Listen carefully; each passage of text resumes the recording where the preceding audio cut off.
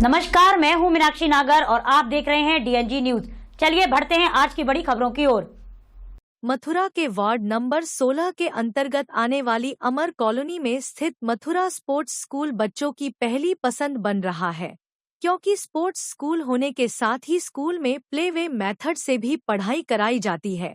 School में आधुनिक सुविधाओं के साथ साथ बेहतर प्ले एरिया भी मौजूद है। Mathura sports school UP board से मान्यता प्राप्त इंग्लिश मीडियम शिक्षा प्रदान करता है।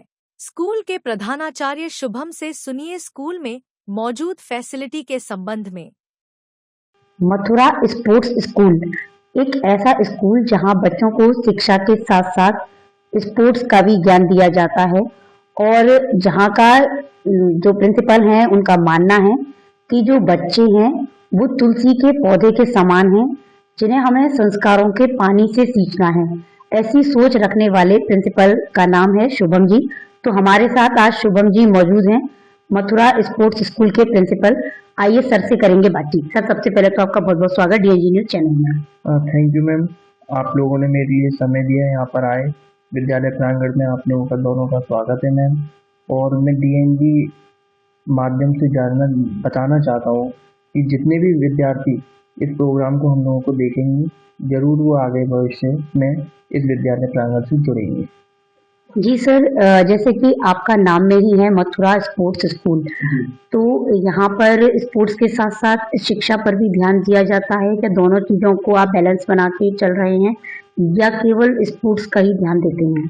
नहीं मैम, हम लोग दोनों चीज़ों का संतुलन बना के चल रहे हैं, क्योंकि जितना पढ़ाई का योगदान है जीवन में, उतना ही शिक्षा के साथ साथ खेलों का भी योगदान होना बहुत जरूरी है। इसलिए हम लोग सर्वांगीण विकास के पथ पर चलते हुए कार्य कर रहे हैं और इस कार्य को आगे बढ़ाते हुए ही हम लोगों ने स्कूल का नाम मथुरा स्पोर्ट्स स्कूल रखा था, जो संस्था 2014 से संचालित करते हुए आ रही है आपके जनपद मथुरा में। अच्छा, अभी स्कूल में स्पोर्ट्स से जुड़े हुए कौन कौन से उपकरण मौजूद हैं और किन किन स्पोर्ट्स पर अभी स्कूल में ध्यान दिया जा रहा है? मैम, आधुनिक खेलों के तहत अगर देखा जाए तो टीटी है, बॉक्सिंग है और हम लोग क्रिकेट का टूर्नामेंट्स भी हम लोग लगातार आयोजित कराते रहते हैं। खेलो इंडिया मलखम सरकार के तहत हम लोगों के यहाँ पे खेलो इंडिया मलखम सेंटर भी है, जो पूरे जनपद मथुरा में केवल एकमात्र इसी विद्यालय के अंदर स्थित है। और अभी हम लोग शतरंज का प्रशिक्षण भी फ्री ऑफ कॉस्ट देते हैं यहाँ पे, जिसका कोई भी अतिरिक्त शुल्क नहीं लिया जाता। अगर रविवार को दिन भी अगर कोई विद्यार्थी, जरूरी नहीं कि वो विद्यार्थी यहाँ पढ़ रहा हो, विद्यार्थी अगर विद्यालय प्रांगण के बाहर का है या अन्य किसी विद्यालय का है, तो हम लोग उसको भी प्रशिक्षित करते हैं, जिसका समय सुबह 10 से 11 है प्रत्येक रविवार। अच्छा, अगर कोई बच्चा आपके स्कूल में नहीं पढ़ रहा है, जैसे अभी आपने बताया प्रत्येक रविवार को आप प्रशिक्षण दे रहे हैं 10 से 11, अगर आपके स्कूल का वो छात्र नहीं है और केवल इस प्रशिक्षण के लिए वो आपके स्कूल आना चाहता है, तो क्या वो आ सकता है? जी मैम, बिल्कुल आ सकता है। कोई भी विद्यार्थी किसी भी तरीके से बाध्य नहीं है विद्यालय में प्रवेश के लिए, उसकी अपनी इच्छा है। अगर वो केवल प्रशिक्षण के लिए आना चाहता है कि हमें शतरंज सीखना है, तो विद्यालय में 10 से 11 बजे तक सुबह प्रत्येक रविवार को हम लोग प्रशिक्षण देते हैं। अच्छा, जैसे कि अभी मुझे बात करने पर आपसे जानकारी मिली कि जो मासिक शुल्क है वो आप केवल और केवल मात्र 200 रुपए पर बच्चे से आप ले रहे हैं। तो मासिक शुल्क के अलावा एडमिशन चार्ज में भी कुछ और चार्ज करेंगे या अन्य स्कूलों की तरह ऐसा होता है? शुरुआत में तो बता दिया जाता है कि मासिक शुल्क 200 रुपए है, फिर 1-2 महीने बाद जाके गार्जियंस को मालूम चलता है कि मासिक शुल्क में कुछ बढ़ा दिया गया है, या एग्जाम के टाइम पे जैसे साल में कहीं 4 बार होते हैं, कहीं 6 बार होते हैं, तो एग्जाम टाइम में कुछ और फीस में ऐड करके बोले उसको चार्ज कर लेते हैं कि जो एग्जाम का शुल्क है उसके नाम से एग्जाम फीस के नाम पे मांग लिया जाता है। ऐसा कुछ भी है? नहीं, देखिए आपकी जो बात है बिल्कुल ठीक है अपनी जगह पे, क्योंकि आमतौर पर जनपद में जितने भी विद्यालय चल रहे हैं, किसी न किसी रूप में, किसी न किसी विषय में अलग स्तर पे अपने अपने शुल्क निर्धारित कर रखे हैं। वो देखिए, उसमें हम लोग उनके ऊपर टिप्पणी नहीं करना चाहेंगे, वो उनका अपना अपना मत है। लेकिन हमारे विद्यालय की अगर मैं बात करूँगा तो कोई भी प्रवेश शुल्क, किसी भी प्रकार का अतिरिक्त शुल्क नहीं लिया जाता है।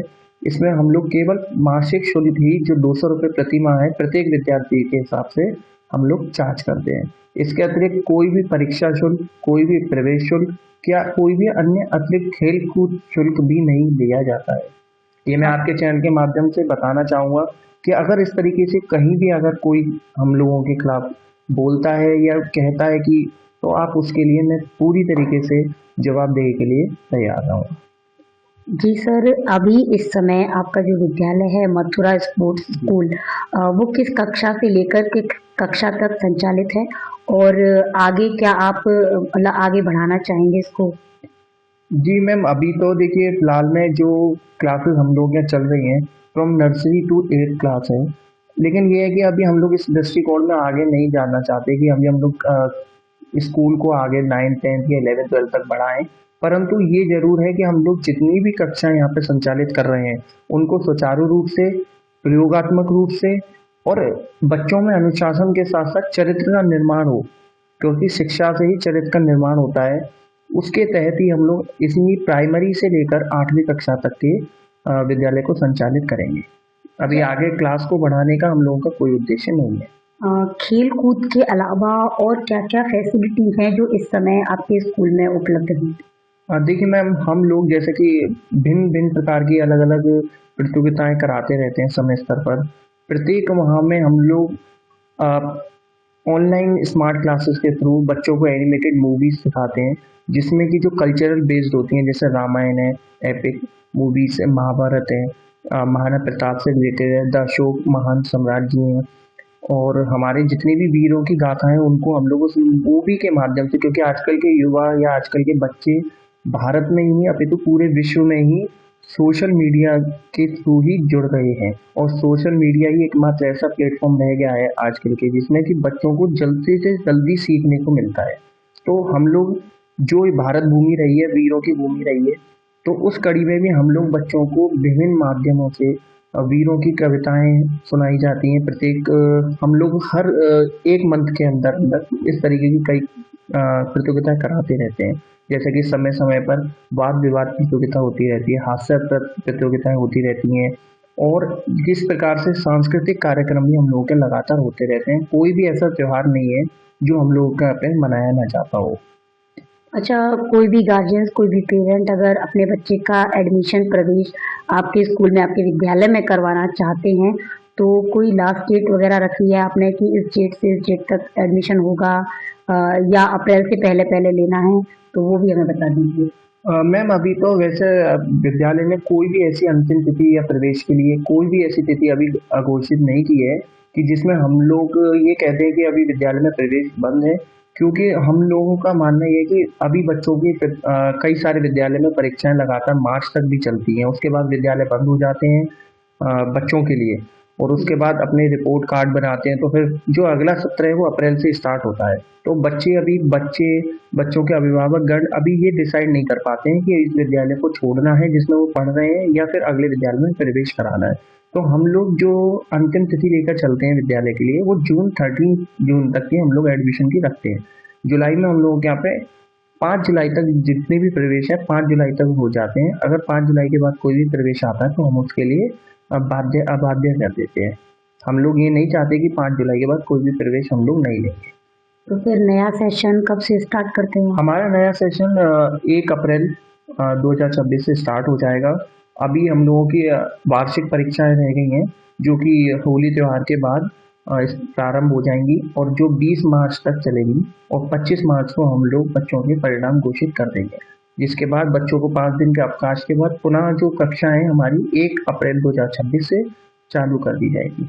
जिनके भी छोटे बच्चे हैं और जो आपको देख रहे हैं हमारे चैनल के माध्यम से, उन लोगों के लिए आप क्या संदेश देना चाहते हैं? मैं उन लोगों के लिए देना चाहता हूँ संदेश मेरी तरफ से कि सकारात्मक वातावरण आपको यहाँ मिलेगा, बच्चों के लिए प्रॉपर फैसिलिटीज़ हैं, यहाँ पे खेलने के लिए अच्छा प्लेग्राउंड मिलेगा, वातावरण से अनुकूलित आपके लिए सुयोग्य कक्षाएं हैं जिसमें कि बच्चे आराम से बैठ सकें।